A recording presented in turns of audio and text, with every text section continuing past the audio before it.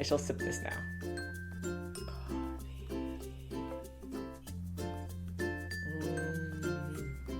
Hello everyone, Stormakima here. I am back again just to discuss some things about Wonderflex. I know a lot of people who are actually getting involved in a lot of costume making currently.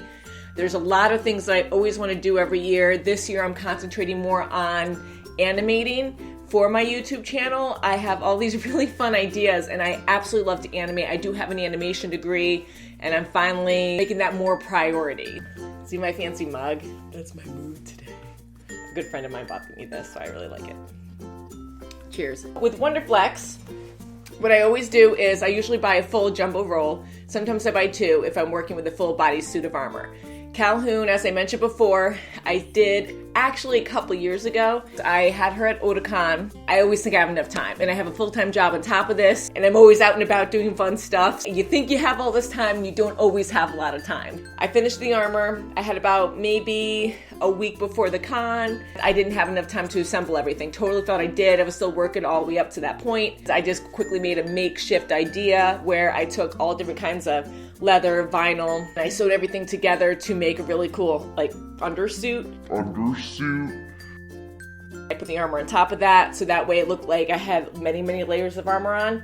Looked pretty good, but was very uncomfortable, itchy. It was right in the middle of August, so it was very hot and uncomfortable. So anyways, I found a cooler idea, which I was thinking about for a while, didn't make enough time for it.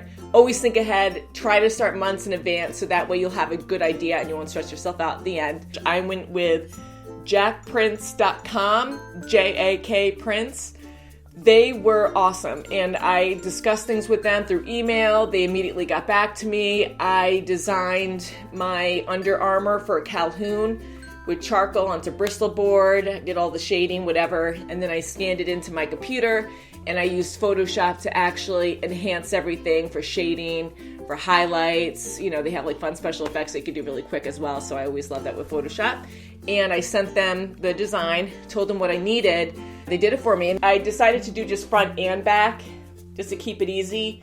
And I have so much armor for Calhoun that it totally hides most of it anyways. But when you're moving, you see these come through. I already washed this a lot of times, so it's slightly faded, but for how many times I've washed it, it's holding up pretty good. So that's my design that I did with charcoal and Bristol board. And a little bit of Photoshop afterwards. Pretty cool stuff. I made a collar.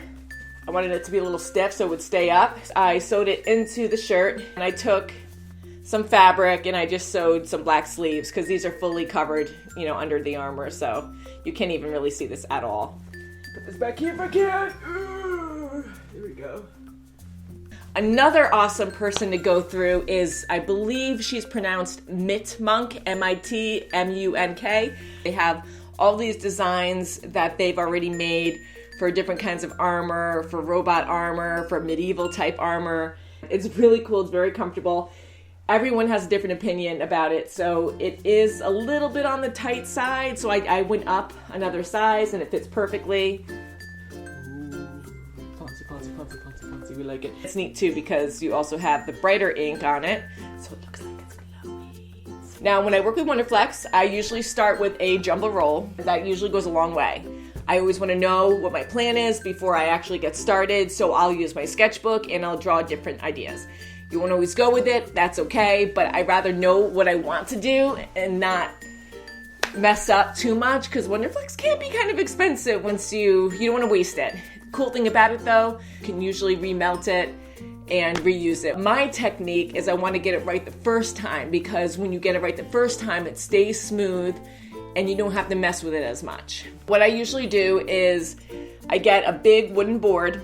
I always start with the bigger shapes first so I don't waste the Wonderflex. I never scrap Wonderflex. Every piece, you can use it for something. I usually do for something light, around 3 layers.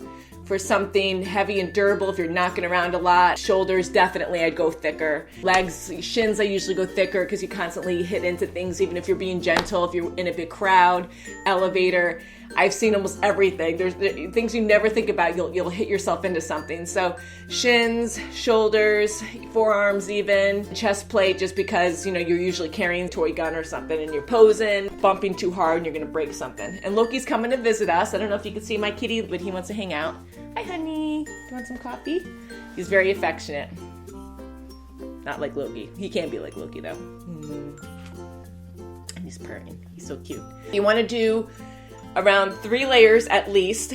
That way it'll really hold its shape very nice. But when it comes to a chest plate, which I did for Calhoun, that was actually kind of difficult to do. Whenever you do a lot of curves, you have to get it right, and you have to have patience with it. So I cut out the shapes that I needed.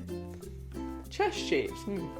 I like to use bowls, vases around the house, pots and pans. If you live with your parents, or if you're borrowing anything from anyone else, be respectful. I just take anything that's laying around the house and I know that you can put heat on it. Don't do wood, you're gonna ruin wood. Wood plank that you can scrap after is perfect to work on, but other than that, no wood.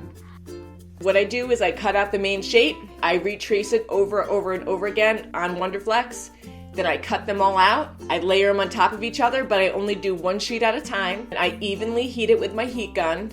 Have patience, don't overly scorch it. If you go too hot with the heat gun, you're just gonna really melt the Wonderflex in certain spots, and it will stick more to the wood. Most Wonderflex now, you can see more of the fabric weave on one side, and then the other side has a very shiny sheen to it. You always want to keep that shiny, sheeny part up, because it's very gluey. There's a lot of glue on it. So if you heat that up and you have it upside down, it's gonna start gluing to your wood, and you don't want that because it just sucks. It comes off okay. It's just gonna be a pain in the neck after that. Shiny side up, you have the weave part down. With every shape that you cut, you heat it up. You take that other layer that you already cut out and you put it on top once it's evenly heated. And I have a rubber mallet, a little bit bigger than my fist, and it's smooth on both sides. You don't want a rough one because then you're adding texture. Now aggressively, I evenly just tap the Wonderflex all around to make it nice and smooth, and I know it's completely adhered to the other layer. Then I repeat the process. I take another sheet, same thing, I evenly heat the ones I just malleted together. Evenly do that, take the other, Wonderflex that I already cut out, and I'll lay that on top. And then I hammer that down. And then I do it again, and then I do it again. Once that process is done, it's still pretty warm. I gently pull it off the wood. It's still gonna stick a little bit, that's fine. But you wanna be careful. You don't wanna aggressively pull it off because then you're gonna stretch it out. Don't do that. I already have my molds ready, and I'll drape it right over, the bowls, and I'll just kind of form it nice and gently because it'll start to droop into it, and I'll just kind of form it around. If you mess up something, it's okay. Once it cools, you can reheat certain areas. Best thing to do is get it right the first time. It just stays smoother, and you don't have to add extra stuff to it afterwards. So I have Calhoun's chest plate here. I kind of made it into like a little suitcase. Everything kind of folds into itself, which is great for travel. All this is Wonderflex besides the straps and the wiring. It has LED lights through it. I came up with an awesome technique. I don't know how well it's showing up on camera, but with the lenses, quotation lenses, that is also Wonderflex.